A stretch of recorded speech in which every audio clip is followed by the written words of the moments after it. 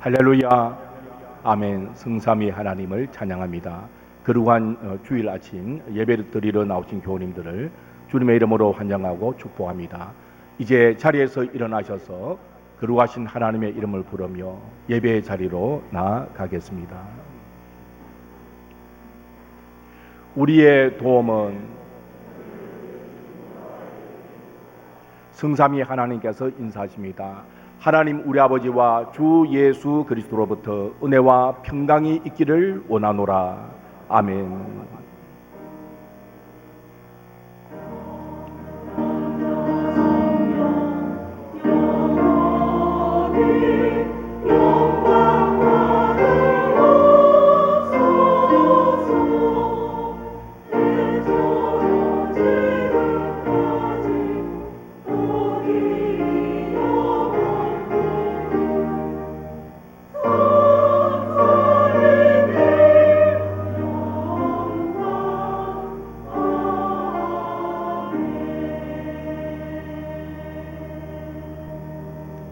찬송 27장으로 하나님께 영광을 돌리시겠습니다.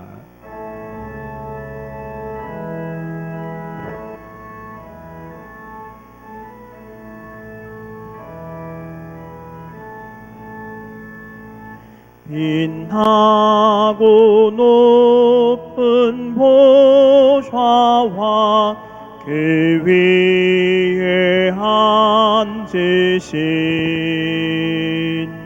주 예수 얼굴 영광이 해같이 빛나네.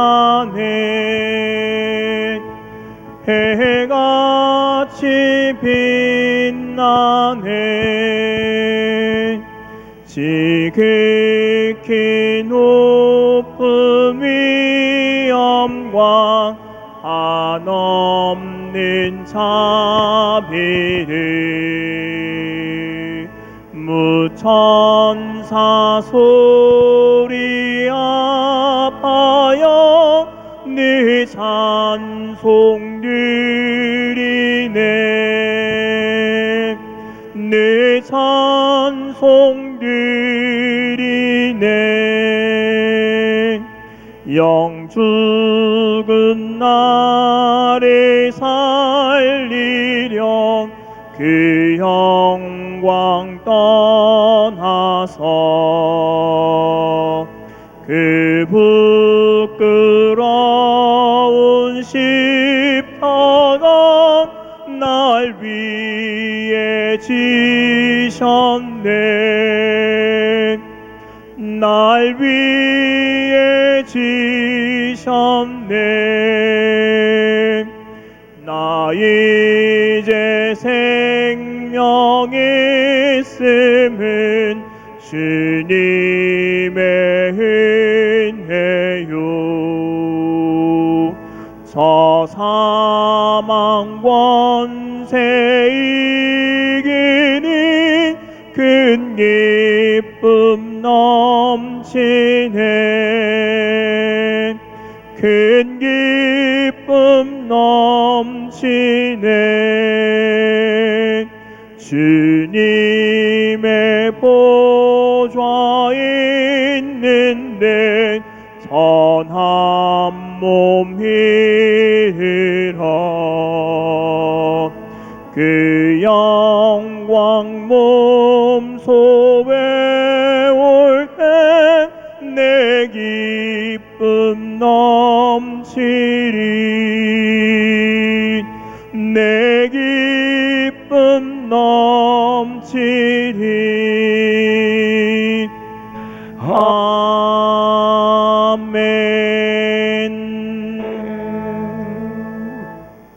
십계명을 선포하겠습니다. 자리에 앉으셔서 한 계명씩 교독하시겠습니다. 하나님이 이 모든 말씀으로 말씀하여 이르시되 나는 너를 애굽 땅 종되었던 집에서 인도하여 낸 네 하나님 여호와니라. 제 이런 너는 나 외에는 다른 신들을 네게 두지 말라. 제2는 너를 위하여 새긴 우상을 만들지 말고 또 위로 하늘에 있는 것이나 아래로 땅에 있는 것이나 땅 아래 물속에 있는 것에 어떤 형상도 만들지 말며 그것들에게 절하지 말며 그것들을 섬기지 말라. 나 내 하나님 여호와는 질투하는 하나님인즉 나를 미워하는 자의 죄를 갚되 아버지로부터 아들에게로 3~4대까지 이르게 하거니와 나를 사랑하고 내 계명을 지키는 자에게는 1000대까지 은혜를 베푸느니라. 제3은 느른데 하나님 여호와의 이름을 망령되게 부르지 말라. 여호와는 그의 이름을 망령되게 부르는 자를 죄 없다 하지 아니하리라. 제4는 안식일을 기억하여 거룩하게 지키라. 엿새 동안은 힘써 내 모든 일을 행할 것이나 일곱째 날은 내 하나님 여호와의 안식일인즉 너나 내 아들이나 내 딸이나 내 남종이나 내 여종이나 내 가축이나 내 문 안에 머무는 객이라도 아무 일도 하지 말라. 이는 엿새 동안에 나 여호와가 하늘과 땅과 바다와 그 가운데 모든 것을 만들고 일곱째 날에 쉬었습니다. 그러므로 나 여호와가 안식일을 복되게 하여 그날을 거룩하게 하였느니라. 제5는 내 부모를 공경하라. 그리하면 내 하나님 여호와가 네게 준 땅에서 네 생명이 길리라. 제6은 살인하지 말라. 제7은 간음하지 말라. 제8은 도둑질하지 말라. 제9는 내 이웃에 대하여 거짓 증거하지 말라. 제10은 내 이웃의 집을 탐내지 말라. 내 이웃의 아내나 그의 남종이나 그의 여종이나 그의 소나 그의 나귀나 무릇 내 이웃의 소유를 탐내지 말라. 예수께서 이르시되 내 마음을 다하고 목숨을 다하고 뜻을 다하여 주 너의 하나님을 사랑하라 하셨으니 이것이 크고 첫째 되는 계명이요 둘째도 그와 같으니 내 이웃을 내 자신같이 사랑하라 하셨으니 이 두 계명이 온 율법과 선지자의 강령이니라. 아멘. 이 시간 지난 한 주간을 돌아보며 하나님의 계명과 주님의 가르침대로 행하는데 부족하거나 자문한 점이 있으면 우리의 죄를 고백하시겠습니다. 하나님 아버지 감사합니다. 늘 부족하고 연약한 자이지만 하나님의 사랑과 은혜 가운데 품으심을 감사합니다. 오늘도 그러한 보좌 앞에 나와 감히 우러러 하나님을 뵐 수 없는 부족한 죄인이지만 있는 모습 그대로 하늘께 내어놓습니다. 아직도 옛 사람의 모습이, 정욕의 사람의 모습이, 흑의 사람의 모습이 살아있습니다. 불쌍히 여겨오시고 오늘도 말씀으로 새롭게 하여 오시고 또도 주님을 닮아가도록 은혜를 베풀어 주시기를 원합니다.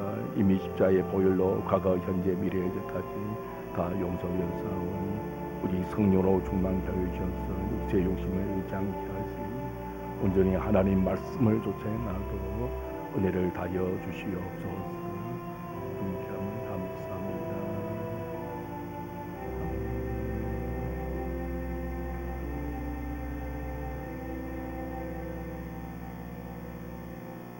만일 우리가 우리 죄를 자백하면 그는 미쁘시고 의로우사 우리 죄를 사하시며 우리를 모든 불의에서 깨끗하게 하실 것이라고 했습니다. 진심으로 자신의 허물과 죄를 자백했다면 주님께서 모든 불의에서 우리를 깨끗하게 해 주셨습니다. 이제 기쁜 마음으로 예배하십시오. 찬송 285장을 부르시겠습니다.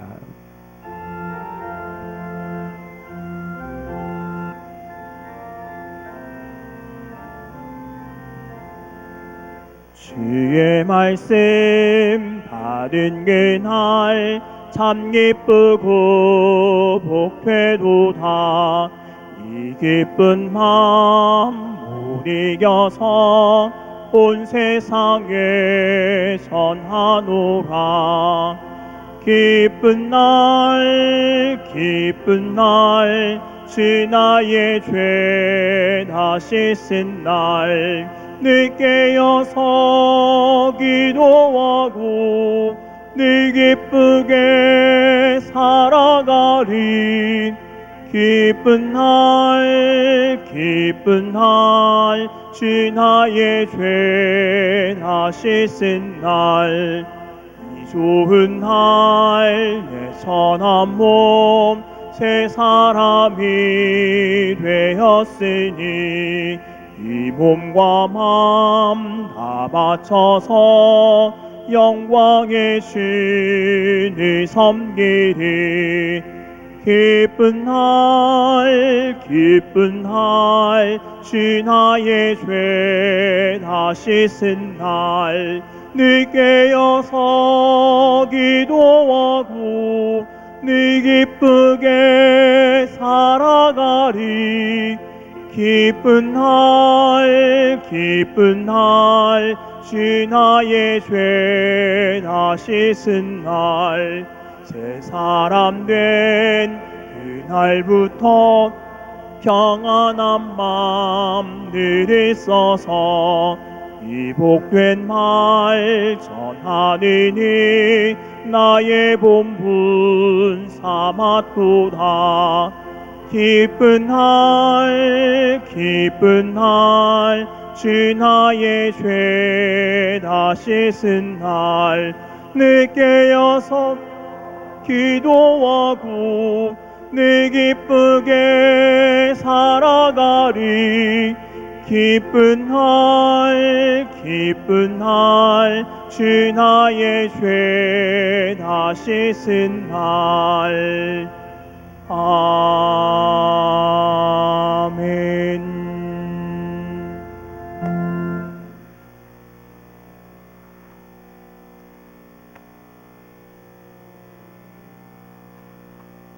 저희를 지으시고 하나님의 선하신 뜻대로 다스려 주시는 살아계신 하나님 아버지께 영광과 존귀와 찬송을 올려드립니다. 큰 희망과 소망을 품고 하나님 사랑, 이웃 사랑의 뜻을 간직하고 시작했던 2020년 한 해가 코로나19라는 예기치 못했던 전염병으로 인해 이웃과 단절되고 하나님께 드려지는 예배가 진정성과 순결함과 신령함이 부족하여 무미건조하게 들어지고 외적인 시행과 성도들 간의 교제와 단절, 함께할 수 없는 외로움과 슬픔으로 힘겹던 많은 시간들과 생활 환경들로 육신적으로나 영적으로 고난과 위기를 호소하고 있으며 무의미하게 보낸 많은 시간들을 되돌려 사용할 수는 없겠지만 계속되고 있는 지금 이 순간도 성령님 함께하심과 주님의 말씀으로 이겨내게 하시고 기도하게 하시며 자신을 돌아볼 수 있는 반년의 세월을 함께해 주시며 지켜주심을 감사합니다. 하나님 아버지, 저희들이 교회를 116년 전 이곳에 주님의 거신 뜻이 계셔서 세워주시고 지금까지 함께해 주시며 사명들을 감당해 하시니 감사합니다. 하단과 당리 사회에서 멸망의 길로 향하는 무수히 많은 사람들, 그들 모두를 주님께로 구원하는 구원의 방주로서 하단교회를 사용해 주시고 저희 성도들을 복음의 소식을 전하며 전도하는 일꾼들로, 구원의 일로 인도하는 도구들로 사용하여 주시옵소서. 주님, 성령께서 저희와 함께 하심을 감사합니다. 지금 이 시간 주님의 귀하신 말씀을 전가하실 목사님께 믿음의 크신 능력과 성령으로 충만케 하시어 전하시는 말씀으로 주님의 영광이 드러나게 하시고 말씀을 듣고 믿고 자복하며 회개하고 순종하며 믿음으로 올려드리는 성도들의 기도의 소원들을 들으시고 응답해 주사 변화될 삶을 살 수 있게 하시며 화평함과 거룩한 생활을 영위하게 하옵소서. 하나님 아버지, 급변하는 세상의 변화에 저희들 현혹되지 않게 지켜주시고 믿음을 지킬 수 있도록 굳건히 잡아 주옵소서. 주님의 귀하신 뜻에 따라 세우신 기독교 지도자들의 심령을 바르게 하사 죽으면 죽으리라는 각오로 주님을 섬길 수 있게 하시고 세상의 권력과 재물로 타협하여 세상의 지탱거리가 되고 많은 영혼들을 실족케 하며 주님을 욕되게 하고 본인도 멸망하는 거짓된 신앙의 삶을 살지 않도록 붙들어 주시옵소서. 위정자들이 자신의 명예와 권위를 위해서 국민의 안위와 나라의 안보에는 관심이 없고 재물과 권력의 보존에만 힘을 기울이고 있어 많은 사람들이 나라를 걱정하고 많은 성도들을 이를 위해서 기도하며 투쟁하고 있습니다. 주님, 대한민국을 강건히 세워 주옵소서. 기도로 건국된 나라입니다. 모든 힘과 주권이 주님께 있음을 위정자들이 깨달아 알게 하시고 주님의 뜻을 따르는 정치를 하게 하시며 이북의 동포들에게도 복음이 전파되게 하시며 복음으로 남과 북이 평화적인 통일을 이뤄내게 하옵소서. 세우신 장님들의 사업장, 직장, 가정 위에 자녀들 위해 복을 더하시며 부족케 하시고 부교육자들을 위해 주시며 강건함을 허락하사 맡은 바 사역들을 충성스럽게 감당할 수 있도록 도와주옵소서. 이 시간 온 마음과 정성으로 예배를 드리며 예배에 헌신하시는 집사님, 권사님, 성도님들의 은혜로 충만하게 하시며 육신의 질고로 고통받는 성도들에게 건강을 허락해 주시며 믿음이 부족한 성도들에게 말씀을 믿고 확신하는 굳세고 담대한 믿음들을 허락해 주시며 여러 가지 어렵고 힘겨운 문제를 가슴에 품고 간절한 마음으로 주님의 전에 올라온 성도들의 간구를 들으시고 주님의 선하신 뜻에 따라 해결함 받게 하시며 믿음의 분량대로 성령님의 인도하심에 따라 은혜 받는 시간들이 되어지게 하옵소서. 사회적 여건이나 특별한 사정들로 예배에 참석지 못한 사랑하는 성도들을 기억해 주시고 환경을 변화시켜서 다음 시간에는 함께 예배를 드릴 수 있으며 함께함으로 주님께 영광을 돌리는 은혜의 복된 시간을 허락해 주옵소서. 예배를 돕는 모든 종들에게 축복하시며 찬양으로 영광을 올리는 찬양대의 찬양을 받아 주옵소서. 이 예배를 온전히 주님께 수행하시고 은혜 내려 주시길 간구하며 우리를 죄에서 구원해 주신 예수님의 거룩하신 이름으로 기도드리옵나이다. 아멘.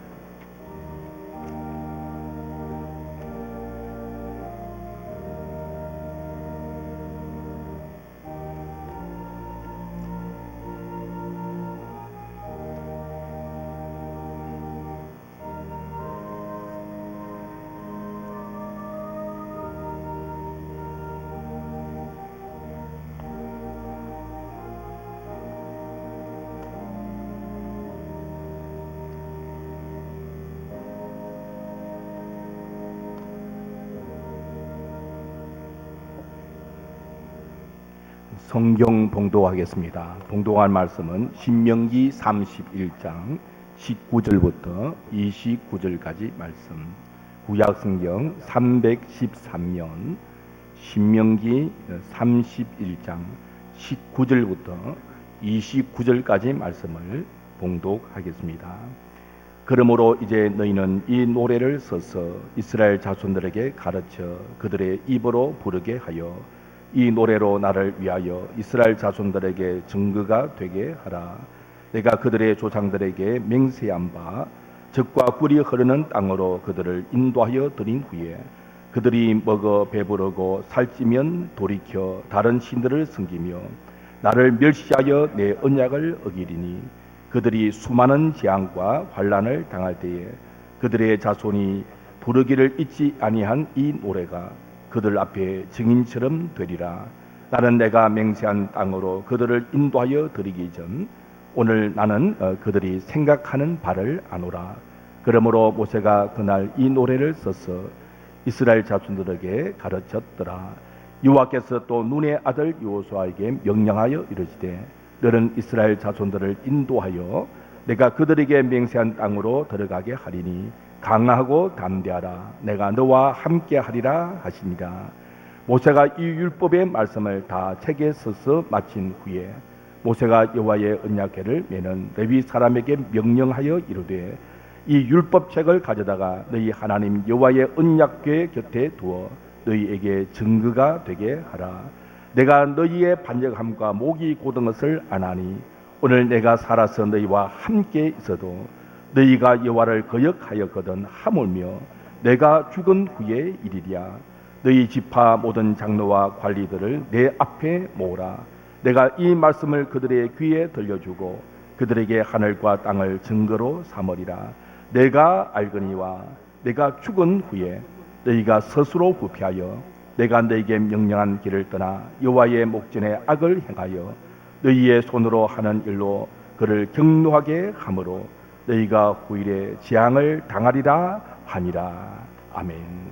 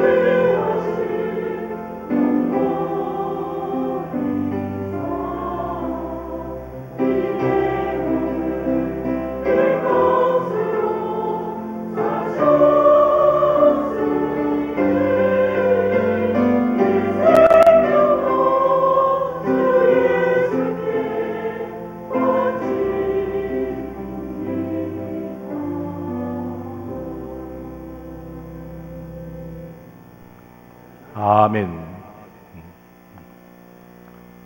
최근에 교계의 이슈는 이미 아시던 것처럼 코로나19 이후에 교회가 어떻게 대처해 나갈 것인가, 가는 곳곳마다 이런 주제를 함께 나누는 것을 보게 되어집니다. 대부분의 교회 출석이 많이 줄었습니다. 어제도 결혼 주례를 제가 할 때에도 기도하러 오신 분이 목사님, 제 아는 제 후배 목사님이신데 교인 출석률이 70%밖에 되지 않는다. 저희 교회도 아마 75% 정도, 4분의 1이 줄었습니다. 물론 영상으로 예배를 드리는 분도 계시겠지만 출석률이 많이 줄고 있는 것은 모든 교회의 상황이 그렇습니다. 그리고 개척교회는 앞으로 어떻게 살아남을 것인가, 그런 위기를 겪고 있습니다. 그래서 위기의 시대의 교회가 어떻게 대처해 나갈 것인가, 특히 다음 세대의 교육을 어떻게 할 것인가 걱정들 하게 되는데, 오늘 본문 말씀을 통하여 교회의 미래의 대안을 함께 생각을 해보고자 합니다. 신명기 말씀은 모세가 느보산에서 가나안 땅을 바라보고 이제 죽기 전에 가나안 입성 직전에 기원전 1406년경에 모압 평지에서 세 편의 설교를 가르치면서 백성들에게 하나님 말씀을 가르친 내용이 신명기입니다. 왜 기록했는가? 이제 출애굽 2세대가 시내산에서 하나님의 율법을 제대로 듣지 못했기 때문에 그들에게 율법을 가르치기 위한 것이고, 또 가나안 땅에는 아주 악독한, 하나님이 참 살려두실 이유가 없는 그런 악한 족속들이 있었기 때문에 그들에게 물들지 않도록 신앙의 무장을 시키는 그런 목적으로 신명기 말씀을 기록한 것입니다. 이 신명기는 70인역 번역의 이름에 따라 제2의 율법의 반복, 그런 뜻입니다. 우리 한자어도 신명, 다시 거듭해서 명한다, 그런 뜻이 이제 신명기 아닙니까? 그래서 하나님의 말씀을 다시 가르치는 내용입니다. 지난 새벽 시간에 우리가 이 큐티 말씀을 쭉 살펴봤지만은 정말 한번 모세의 입장에 있어서 이 말씀을 다시 한번 생각해 보니까 얼마나 모세가 간절했겠는가 하는 것을 생각이 되어졌습니다. 저는 또 목회자이기 때문에 모세의 마음을 그만큼은 다 느낄 수 없지만 참 모세가 간절했겠다. 120세의 나이로 이제 그가 곧 죽을 것인데, 그가 40년 동안 이끌었던 이스라엘 백성들이 가나안 땅에 들어가야 되는데, 희망을 봐야 되는데 오히려 희망이 보이지 않는 것입니다. 그래서 간절한 마음으로 하나님의 말씀을 가르친 내용이 신명기 말씀인 것입니다. 모세는 크게 두 가지를 염려했습니다. 한 가지는, 제일 큰 염려가 다음 세대가 신앙을 지킬 수가 없다는 것입니다. 모세가 살아 있어도, 오늘 보면 27절과 29절 보니까 내가 살아 있어도 하나님 말씀을 너희들이 거역하는데 내가 죽은 후에 너희들이 어떻게 되겠는가, 그것을 모세가 염려하는 것입니다. 그래서 하나님 말씀을 간절히 가르치는 것입니다. 뻔히 그들이 불신앙으로 행할 줄 알지만은 그래도 희망은 하나님 말씀밖에 없기 때문에 모세가 하나님 말씀을 가르치고 있는 내용이 신명기 말씀이고 오늘 본문의 말씀이 되는 것입니다. 또 하나의 모세의 염려는 다음 세대를 이끌 지도자를 누구로 세우느냐, 하나님이 여호수아를 세우도록 그렇게 하셨죠. 이 두 가지 염려를 그가 했는데, 한 가지는 여호수아를 세우는 것은 그가 크게 염려할 일은 아닌데, 또 하나는 다음 세대입니다. 그래서 오늘 말씀을 통하여 우리 교회가 어떻게 대처를 해나갈 것인가, 말씀의 은혜를 나누고자 합니다. 모세는 죽은 후의 일을 대비했습니다. 그가 할 수 있는 일을 최선을 다해서 했습니다. 첫째로 모세는요, 그가 죽기 전에 다음 세대를 위하여 할 수 있는 일은 말씀을 가르치는 것이었습니다. 철저히 가르쳤습니다.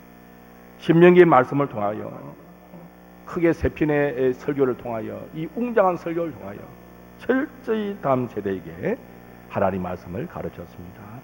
하나님께서도 모세로 하여금 그 하나님의 말씀을 노래로 만들어 가르치기로 했습니다. 그래서 오늘 본문 뒤편에 신명기 32장 1절부터 43절까지는 모세의 그 가르침이 노래를 만들어 가르치고 있습니다. 우리가 노래를 하면은 그것을 이제 기억하기가 좋은 것이죠. 그렇게 하나님이 하나님 말씀을 기억하도록 하셨습니다. 하나님 보시기에 뻔히 내다 보이시는 것입니다. 이들이 가나안 땅에 들어가면은 배가 불러가지고 하나님을 잊어버리고 하나님의 말씀을 떠날 것이다. 오늘 본문에 보니까 하나님 뻔히 아시고 내가 너희들이 생각하는 것을 안다. 가나안 땅에 들어가면 배가 부를 때에 하나님을 잊게 될 것이고 하나님 말씀을 잊게 될 것이다. 그 결과 큰 재앙을 너희들이 당하게 될 것이다. 하나님이 뻔히 아시면서 그때의 증거가 되도록 노래를 만들어 기록하도록 하신 것입니다. 그리고 모세는 율법책을 다 써서 오늘 보면 24절, 5절, 6절에 보니까 이 율법책을 누구에게 맡깁니까? 레위 사람 제사장들에게 맡깁니다. 왜 맡깁니까? 그들만이 성소에 들어갈 수 있는 자들입니다. 성막 안에 들어가서 언약궤 지성소 안에 하나님의 율법을 두도록 했습니다. 그래서 제사장들에게 레위인들에게 이것을 부탁했습니다. 그리고 오늘 보면 28절에 보니까 모세가 지도자들에게 율법을 가르칩니다. 너희 지파 모든 장로와 관리들을 내 앞에 모으라. 내가 이 말씀을 그들의 귀에 들려주고 그들에게 하늘과 땅을 증거로 삼으리라. 그래도 광야 40년 동안 생활을 모세와 함께했던 그 지도자들, 장로들, 이 관리들에게 하나님 말씀을 가르치는 것입니다. 왜? 다음 세대, 어린 세대들에게 이 말씀을 전수할 수 있도록 가르치는 내용이 본문에 기록되어 있습니다. 그래서 교회가 세상 가운데서 건강한 모습으로 살아남는 비결은 무엇인가? 다른 방법이 없습니다. 딱 한 가지밖에 없습니다. 하나님의 말씀을 철저히 가르치는 것입니다. 다른 방법 없습니까? 다른 묘안이 없습니까? 없습니다. 성경이 보여주는 대안은 그것밖에 없습니다. 하나님의 말씀을 철저히 가르치는 것입니다. 사도행전 2장 보면 바울도 그렇게 행하였습니다. 바울이 3차 전도 여행을 마치고 예루살렘을 향하여 가는데 그가 에베소 교회 장로님들을 만날 시간이 없었어요. 그래서 그가 밀레도에서 사람들을 보내서 에베소 교회의 장로님들을 오도록 합니다. 그리고 고별 메시지를 전합니다. 그 내용이 사도행전 20장 31절 32절에 이렇게 기록되어 있습니다. 에베소 교회 장로들에게 이렇게 말합니다. 그러므로 여러분이 일깨어 내가 3년이나 밤낮 쉬지 않고 눈물로 각 사람을 훈계하던 것을 기억하라. 지금 내가 여러분을 주와 및 그 은혜의 말씀에 부탁하노니 그 말씀이 여러분을 능히 든든히 세우사 거룩하게 하심을 입은 모든 자 가운데 기업이 있게 하시리라. 에베소 교회 장로님들 불러놓고 마지막 고별 메시지를 통해서 하나님 말씀을 기억하라. 내가 가르쳤던 하나님 말씀을 기억하라. 그 하나님의 말씀이, 그 은혜의 말씀이 여러분을 능히 든든히 세울 것이다. 말씀밖에 없다는 것입니다. 다시 불러다가 다시 하나님의 말씀을 가르치던 것을 기억하도록 하면서 말씀의 교회를 어떻게 했습니까? 예수님도 마찬가지입니다. 마지막 남기신 말씀이 무엇입니까? 마태복음 28장 19절 20절 너무나 잘 아는 말씀이죠. 그러므로 너희는 가서 모든 민족으로 제자를 삼아 아버지와 아들과 성령의 이름으로 세례를 베풀고 내가 너희에게 분반 모든 것을 가르쳐 지키게 하라. 내가 너희에게 분반 모든 것을 가르쳐 지키게 하라. 이게 교회의 사명입니다. 철저히 하나님 말씀을 가르쳐서 지켜 행하도록, 듣기만 하고 거치는 것이 아니라 지켜 행할 때까지 가르치라. 이게 주님의 지상 명령입니다. 그래서 이런 말씀을 우리가 돌아볼 때에 교회가 위기 시대의 건강교회로 세워지는 비결은 딱 한 가지밖에 없습니다. 말씀 교육을 철저히 강화해야 됩니다. 그 외에는 다른 방법이 없습니다. 두 번째로 모세는 죽기 전에 그의 죽은 후에 일을 내다보며 죽기 전에 한 일이 뭡니까? 이미 말씀드린 것처럼 여호수아를 다음 세대의 지도자로 세웠습니다. 모세가 왜 가나안 땅에 들어가지 못했는가? 이유는 크게 두 가지였습니다. 그가 개인적인 죄를 범하기도 하고 지도자로서의 책임을 져야 했습니다. 개인적인 죄는 신광야 가데스에서 그 가데스 머리바 물가에서 반석에서 물이 나오도록 했을 때 하나님은 반석을 명하여 물이 나오도록 했는데 모세는 반석을 쳤어요. 화를 내면서 반석을 쳤어요. 그래서 하나님의 거룩하심을 나타내지 못한 그 죄 때문입니다. 개인적인 죄죠. 또 하나의 이유는 다른 데 있는 것이 아니라 지도자로서의 책임입니다. 신명기 1장 3장 4절 보면 모세가 이렇게 말합니다. 가나안 땅에 들어가지 못한 이유를 너희 때문이다. 너희로 말미암아.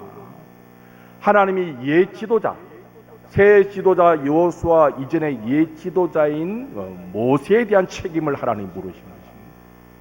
모세는 뭐 하나님 앞에 크게 죄가 없는 사람이에요.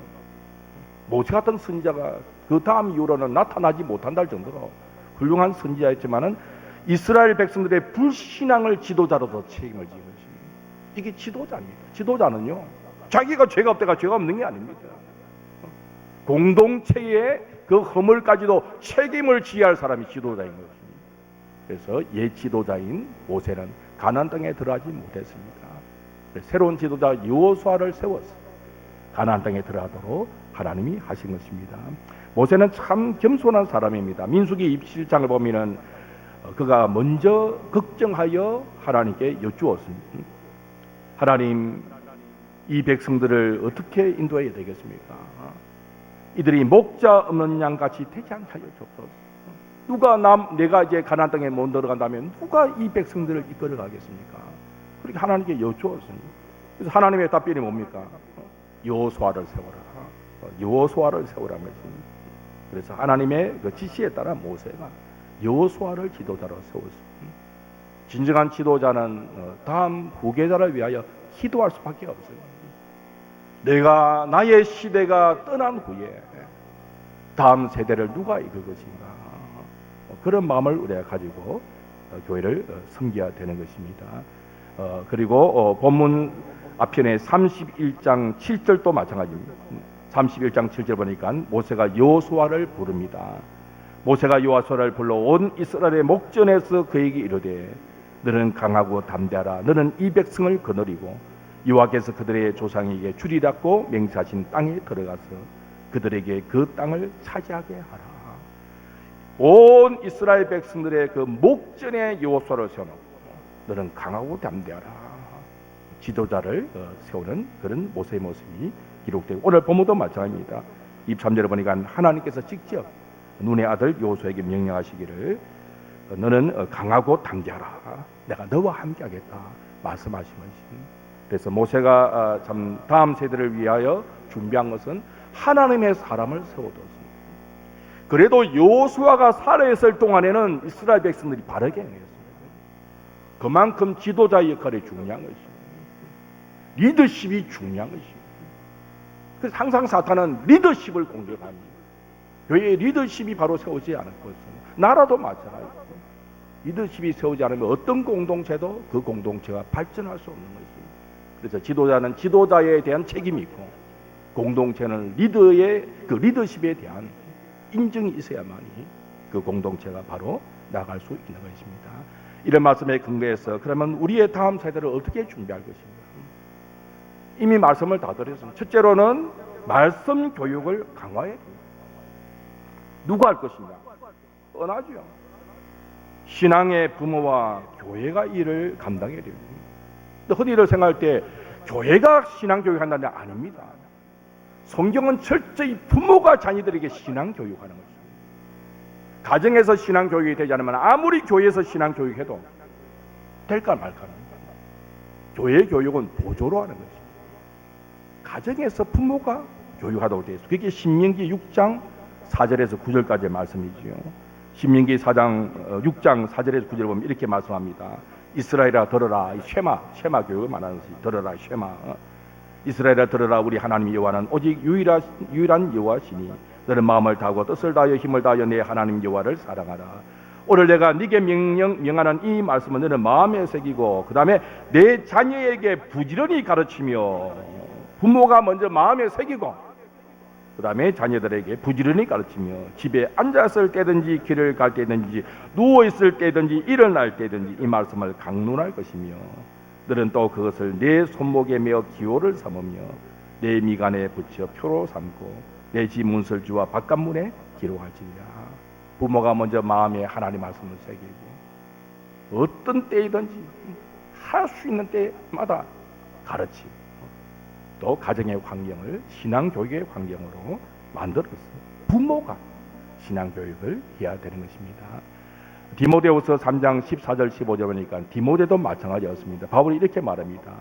그러나 너는 배우고 확신한 일에 가라. 너는 네가 누구에게서 배운 것을 알며 또 어려서부터 성경을 알아나니 성경은 능히 너로 하여금 그리스도 예수 안에 있는 믿음으로 말미암아 구원에 이르는 지혜가 있게 하느니라 그랬습니다. 부모가 교육하는 것입니다. 디모데는 외할머니, 어머니를 통해서 신앙 교육을 받은 사이기 때문에 훌륭한 목회자가 될 수가 있었습니다. 어떻게 할 것인가? 말씀 교육을 강화해야 됩니다. 교리 교육을 강화해야 됩니다. 교리는 딱딱한 게 아닙니다. 딱딱하게 선입견이 져 있는데 교리는 하나님의 말씀을 바로 가르치는 것이 교리입니다. 또 중요한 것은 큐티가 되어야 됩니다. 큐티 교육이 되어야 됩니다. 아이들이 스스로 말씀을 읽고 그것을 삶에 적용시키는 훈련이 되어야 됩니다. 이것만큼 최선의 논술 교육이 없습니다. 성경을 답하면 아이들이 굉장히 머리가 참 이렇게 두뇌가 발달하게 되어 있습니다. 논리는 따로 별 필요가 없습니다. 심지어는 영어를 전공하는 사람들도 영어 성경을 보고 왜 성경 안에 다 있어요. 큐티를 하게 됩니다. 그래서 가정에서 부모님과 아이들이 같은 본문을 가지고 매일 같이 큐티를 하는, 각자 큐티하고 또 가정 예배 때 나누면 나눌 수 있고 어쨌든 같은 본문을 가지고 그게 또 제가 하나의 바라는 목표입니다. 그게 돼야 됩니다. 먼저 또 부모가 변화해야 됩니다. 우리 한국 교회의 실패랄까요? 남 이야기할 필요 없이 저 자신을 보면 그렇습니다. 교회에서는 훌륭한 목사인지 모르겠지만 가정에서는 그렇게 되지 못한 경우가 많습니다. 부모가 바뀌어야 돼요. 부모가 큐티의 중요성을 알아야 되고 부모가 먼저 큐티를 해야 되고 그 아이들에게 큐티를 가르쳐 나도 부모님처럼 큐티를 해야겠구나. 그렇게 부모가 변해 부모를 보고 자라는 겁니다. 우리 아파트에 엘리베이터 타보면은 딱 부모를 봐요. 어떤 부모는 인사를 잘합니다. 아이도 인사 잘해요. 15층 사는 아이입니다. 제가 5층 살지 않습니까? 그러니까 15층을 제가 타면은 15층을 눌려줘요, 그 애가. 그거 하나 보면서는 그 아이의 미래를 봅니다. 야, 이 괜찮은 아이구나. 만일 제가 어떤 사업을 한다면 그 아이 다음에 직원을 뽑을 겁니다. 왜? 엘리베이터를 엘리베이터 층수를 알고 미리 눌려주는 아이가 그 아이입니다. 희망이 있구나. 부모님이 인사를 아주 밝게 하셔요. 교회 교육도 마찬가지입니다. 부모를 보고 자라는 것입니다. 가정 예배가 이제 강화되겠다 하는 생각을 해봅니다.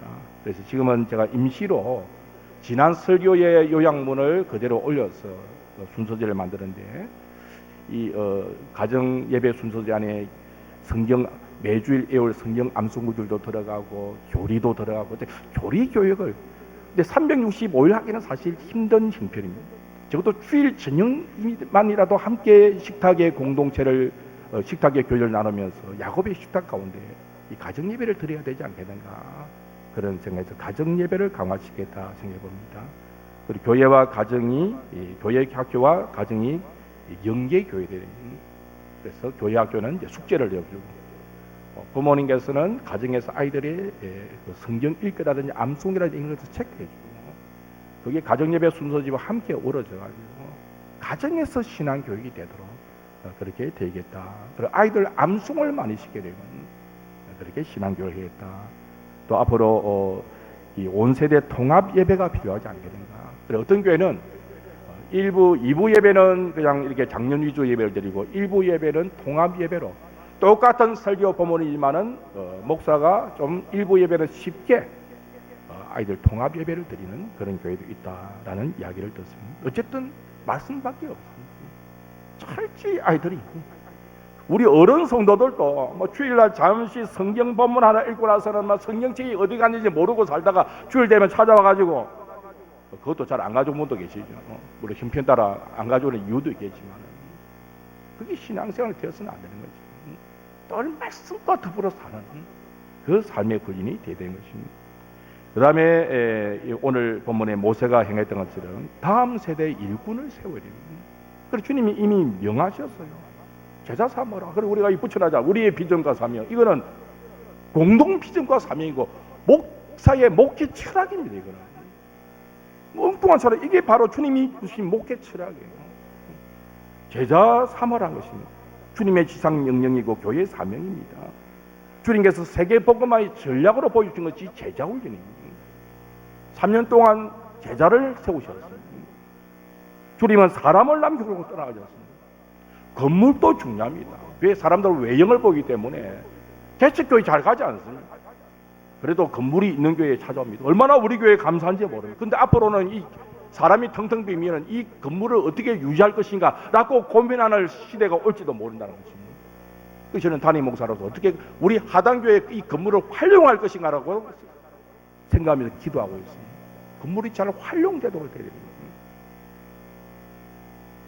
어떤 목사님은 아예 교회를 지을 때 체육 시설을 해가 짓는 그런 목사님도 계시는데 아주 오래전 이야기들입니다. 어쨌든 이 건물이 아닙니다. 사람입니다. 사람을 바로 세워야 됩니다.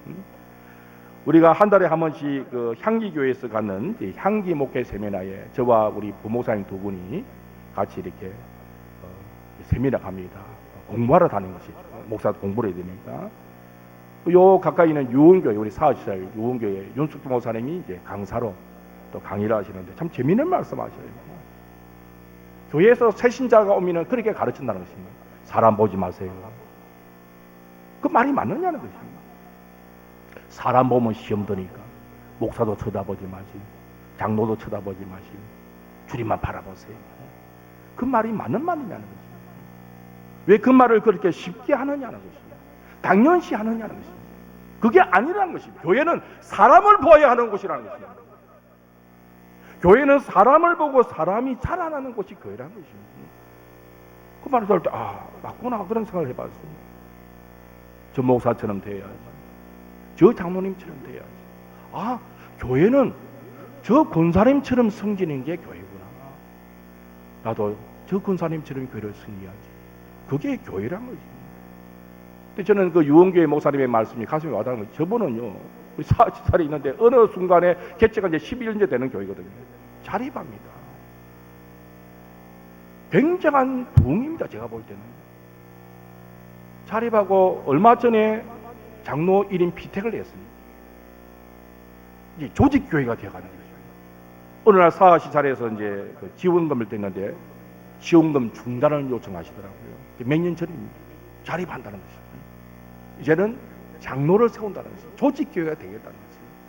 근데 보니까 이 교회의 성장 비결은 철저하게 하나님 말씀 중심의 교회입니다. 말씀을 가르치고 교리 교육을 하고 이분이 하이델베르크 교리문답 설교집을 3권을 내셨거든요. 제가 읽어보니까 대단한 설교예요. 딱딱하지 않아요. 하나님 말씀을 바로 가르치고 있어요. 그러니까 오늘날 10년, 20년 해도 개척교회에 부응하지 않는 교회인데 이유는 딱 2가지입니다. 하나는 말씀 교육을 잘못한 것입니다. 말씀을 바로 선포하지 못한 것이고 또 하나는 일꾼을, 제자를 길러내지 못한 것입니다. 평생 가도 그렇게 될 것입니다. 총회에서 뭘 하고 가는가 이제 3층 교회 세우기. 가보면 저기 지원금 1,000몇백만 원, 1,500만 원인가 지원하는데 얼마 전에 어떤 목사님과 같이 차를 나누는데 걱정했습니다. 이제는 그런 시대가 아니다.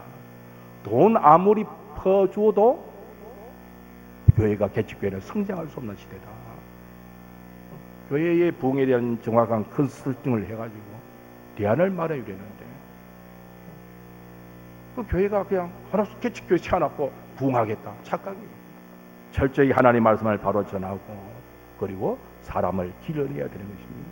사람을 세우는 기준이 무엇입니까? 마가복음 3장 13절 15절 보니까 주님은 이렇게 행하셨습니다. 또 산에 오르사 자기가 원하는 자들을 부르시니 나 온지라. 이에 12를 세우셨으니 이는 자기와 함께 있게 하시고 또 보내사 전도도 하며 귀신을 내쫓는 권능도 가지게 하려 하심이라. 저는 여기에서 교회 일꾼을 어떻게 세워야 된다는 지혜를 저는 아름대로 얻었습니다. 자기와 함께 있게 하시고 예수님이 어떤 분인지를 제대로 알아야 됩니다. 복음의 진리가 무엇인지를 제대로 알아야 됩니다. 예수님이 생명이시고 예수님이 능력이신 것을 경험한 사람이 되는 겁니다. 주님의 참된 제자, 주님과 함께하는 참된 제자가 되야 됩니다. 그 다음에 주님이 전도하러 보내셨습니다. 영적 추수권을 길러내야 됩니다. 이 땅에 내가 왜 사는가? 복음의 사명을 감당하기 위해 산다는 그 사명을 가진 자여야 됩니다. 그 다음에 귀신을 내쫓는 권능도 가지도록 하셨습니다. 영적인 군사들입니다. 맨날 마귀한테 얻어맞고 시험 들고 그래가지고는 무슨 하나님의 교회 일을 하겠습니까? 목사냐 장로냐 그거는 뭐 교회가 또 세우는 직분이고 성경이 정한 직분이지만 그 직분자들이 어떤 사람이 되어야 되는가? 주님의 참된 제자요, 영적인 주수꾼들이요, 영적인 군사들이 바로 그런 직분을 가져야 되는 거죠. 그렇지 않으니까 교회가 시험 들고 교회가 부흥하지 않은 것입니다. 지난번에 우리 당회가 임직자들 면접을 하면서 그런 이야기를 제가 나눴습니다. 권사님 되실 분에게 권사님이 하는 일이 뭡니까? 뻔하죠. 신방하시고 위로하시고. 어떤 사람을 신방하고 위로하십니까?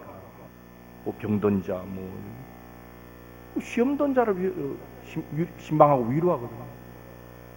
그 제가 그런 이야기했습니다. 권사님이 되시면 시험 드시면 안 됩니다. 권사님은 신방하시고 위로하시는데 병자들, 어려움 겪는 사람들, 시험에 든 사람을 신방하고 위로하는데 권사님이 되셔가지고 시험에 들었다. 이거는 말이 안 되는 것입니다. 교회 장립을 받은 집사님이신데 시험에 들었다. 이것도 말이 안 되는 것입니다. 서리 집사님까지는 모르겠어요. 적어도 항존 직분이 되고 나서는 권사님을 우리 헌법에서는 준 항종제로 생각하는데 그러면 구원의 학생의 기본입니다. 그리고 그 구원의 감격이 살아있어요. 나 같은 죄인을 구원하신 예수 그리스도의 그 십자가의 은혜에 그 감격이 살아있습니다. 그것을 가지고 교회를 섬기는 것입니다. 나 같은 죄인을 구원해 주시는데 내가 이름도 빛도 없이 교회를 섬기겠습니다. 그런 감격이 있습니다. 그 다음에 어떤 시험도 극복이 날 수 있어요. 아니 담임 목사가 권사님이 시험 들어서 신방 다니고 장립사님이 시험 들어서 신방 다니고 이러면 목회가 되겠습니까? 적어도 항종직벌이 되면 시험을 극복할 수 있다. 그게 1:1 제자 양육 사역에도 나타납니다. 마지막 시험을 극복한 자야 사역자가 되는 것입니다. 전도하고 신자화하고 제자화를 거치지 않고 사역화가 있을 수가 없는 것입니다. 이게서 문제가 생기는 것입니다. 고민하고 있어요. 어떻게 빨리 제자화를 좀 할 수 있는 방법이 있겠는가? 단체로 해버릴까? 이런 생각 가지고 해보는 거죠. 나름대로 저는 고민 많이 왜 담임 목사이기 때문에 건강한 교회, 행복한 성도. 건강한 교회는 맞습니다. 왜? 건강한 교회란 것은 교회가 몸된 교회이기 때문에 교회는 건강하다는 표현을 씁니다. 근데 행복한 성도는 맞느냐는 것입니다. 맞기도 합니다. 왜? 우리는 행복자거든요. 근데 그 행복이 그냥 뭡니까? 성소하지 아니한 그리스도인에게 주님이 주시는 참된 행복이 있을까요? 여기서 제가 고민하는 것입니다. 그런 표 하나하나까지 목사의 목회 철학이 담겨져 이 기복 신앙이 아닌가? 어떤 게 보니까 건강한 교회, 성숙한 성도 그렇게 되어 있더라고요. 제자 훈련의 목표는 온전함입니다. 야고보에서는 온전하다고 번역인데 다르게 번역하면 성숙함입니다.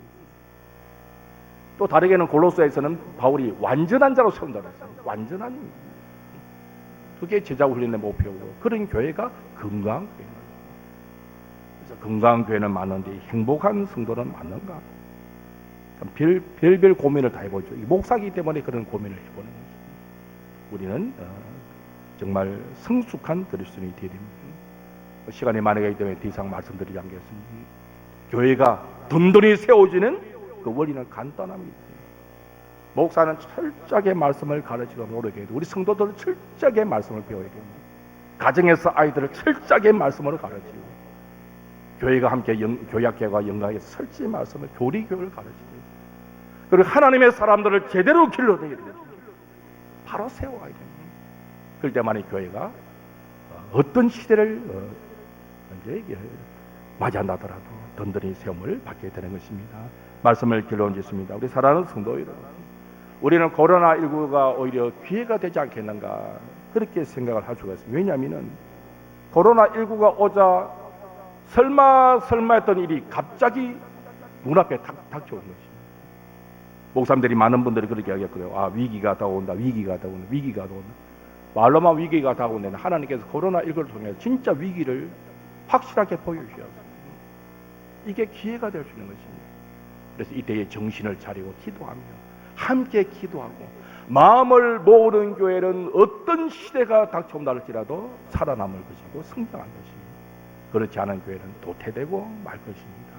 그래서 오늘 본문에 자, 모세의 마음을 가지고 저도 적은 나이가 아니고 이 안에 여기 계신 분들이 많은 분들이 적은 나이가 아닌 분들이 모세의 마음을 가지고 함께 기도하고 마음을 합하면 되겠습니다.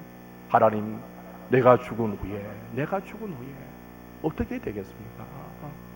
그 모세의 마음, 그 마음을 가지고 또 힘써 하나님 교회를 승리시는 저와 여러분 되시기를 주의 이름으로 축복합니다. 하나님 아버지, 코로나19를 통하여 교회마다 많은 걱정들을 하고 있는데 오늘 하나님 말씀을 통하여 우리의 대안이 무엇인지, 우리가 대처할 방법과 그 말씀의 원리가 무엇인지 잠시 생각을 나누게 하심을 감사를 드립니다. 우리는 세상적인 방법으로 하나님의 교회를 세워나갈 수 없습니다. 모세가 행했던 것처럼 말씀을 통하여 또 하나님의 사람을 세움을 통하여 교회가 든든히 세워져 나가게 하여 주시옵소서. 위기의 시대라고 말을 하고 있고 앞으로 어떤 더 큰 위기가 우리에게 닥쳐올지 모릅니다. 교회가 참 건강한 교회의 모습으로, 성도들이 참 성숙한 성도의 모습으로 바로 세워져서 주님 오실 그날까지 우리 하단교회가 앞으로 남은 역사를 통하여 복음의 사명을 감당하고 하나님께 영광을 돌리며 그 결과 우리의 자손들이 복을 받는 그런 축복된 교회가 되게 하여 주시옵소서. 예수 그리스도의 이름으로 기도하옵나이다. 아멘. 신앙 고백하시겠습니다. 나는 전능하신 아버지 하나님 천지의 창조주를 믿습니다. 나는 그의 유일하신 아들 우리 주 예수 그리스도를 믿습니다. 그는 성령으로 잉태되어 동정녀 마리아에게서 나시고 본디오 빌라도에게 고난을 받아 십자가에 못 박혀 죽으시고 장사된 지 사흘 만에 죽은 자 가운데서 다시 살아나셨으며 하늘에 오르시어 전능하신 아버지 하나님 우편에 앉아 계시다가 거기로부터 살아있는 자와 죽은 자를 심판하러 오십니다. 나는 성령을 믿으며 거룩한 공교회와 성도의 교제와 죄를 용서받는 것과 몸의 부활과 영생을 믿습니다. 아멘. 찬송가 546장 부르시며 봉헌하시겠습니다.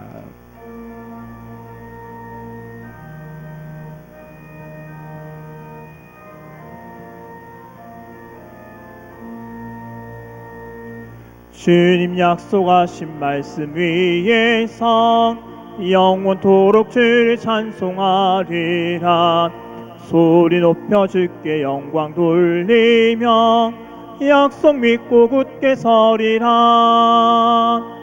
굳게 서리 영원하신 말씀 위에 굳게 서리 굳게 서리 그 말씀 위에 굳게 서리라. 주님 약속하신 말씀 위에서 세상 염려 내게 험습할 때에 용감하게 힘써 싸워 이기며 약속 믿고 굳게 서리라. 굳게 서리 영원하신 말씀 위에 굳게 서리 굳게 서리 그 말씀 위에 굳게 서리라. 주님 약속하신 말씀 위에서 영원하신 주의 사랑 힘입고 성령으로 힘써 싸워 이기며 약속 믿고 굳게 서리라. 굳게 서리 영원하신 말씀 위에 굳게 서리 굳게 서리 그 말씀 위에 굳게 서리라. 주님 약속하신 말씀 위에서 성령 인도하는 대로 행하며 내 항상 안식 얻으며 약속 믿고 굳게 서리라. 굳게 서리 영원하신 말씀 위에 굳게 서리 굳게 서리 그 말씀이 예 굳게 서리라. 천지 만물의 주자 되신 하나님 아버지, 하나님께서 복주심에 따라 정성껏 헌금을 하나님 앞에 올려드립니다. 이 헌금을 기쁘시게 받아 주옵소서. 더욱더 복을 다해 주셔서 하나님 주신 복을 따라 더 힘써 하나님을 기쁘시게 드리는 복된 삶을 살아가게 하여 주시옵소서. 단지 헌금만 올려드리는 것이 아니라 우리의 모든 것을 하나님 앞에 드리고자 합니다. 우리의 삶이 예배자의 삶으로서 하나님 앞에 아름답게 드려지는 산제사의 삶이 되게 하여 주시옵소서. 귀한 헌금입니다. 이 헌금을 교회가 잘 관리하고 잘 사용하여서 이 헌금으로 말미암아 사람들을 또 세우고 사람들을 살리며 하나님의 나라를 확장시키는 일에 귀하게 사용되는 헌금이 되게 하여 주옵소서. 예수 그리스도의 이름으로 기도하옵나이다. 아멘. 교회 소식을 말씀드리겠습니다. 이 코로나19가 이제 여름철이 와도 이제 듣기로는 온도가 87도 돼야만이 죽는 바이러스랍니다. 그러니까 죽지 아니하는 이 바이러스입니다. 그래서 상황이 이전보다 더 나아진 바가 없습니다. 그래서 설마라고 생각하지 마시고 방심하지 않도록 개인 위생을 잘 해주시고요. 제일 위험한 것이 식사입니다. 그래서 뷔페 같은 경우에는 아주 위험한 장소로 알려져 있고, 그리고 식사도 좀 덜어 드시고, 또 교회 와가지고도 이 식사 시간, 식사 우리 재정부는 또 하고 해야 되니까 어쨌든 조심하시고 그렇게 대화를 가능한 하지 않도록.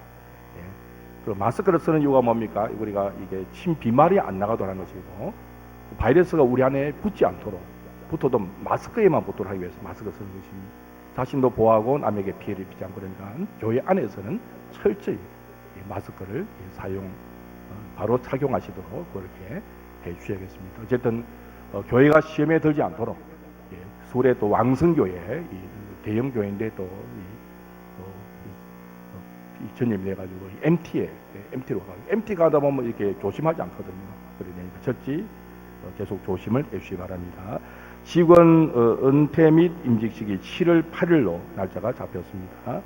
임직자 준비 모임이 오늘 오전 2부 예배 후에 새가족 부실에서 모이니까 임직 예정자들 계신 분들은 꼭 참석을 해주시기 바랍니다.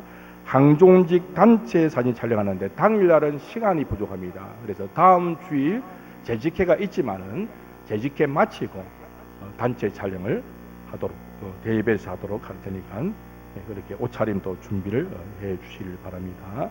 우리 정종호 강영섭 집사님이 입원하고 나오시는데 다른 게 아니고 고승이죠. 터널 지나다가 오중 추돌을 당하셨어요. 세 번째 차인데 참 하나님의 은혜 가운데 크게 다치지 아니하시고 가볍게 이렇게 입원하고 나오시는데 참 감사합니다. 또 후유증이 없도록 기도해 주시기 바랍니다. 나머지 광고는 주보를 참조해 주시기 바랍니다. 이제 자리에서 일어나셔서 주기도송 찬송하시겠습니다.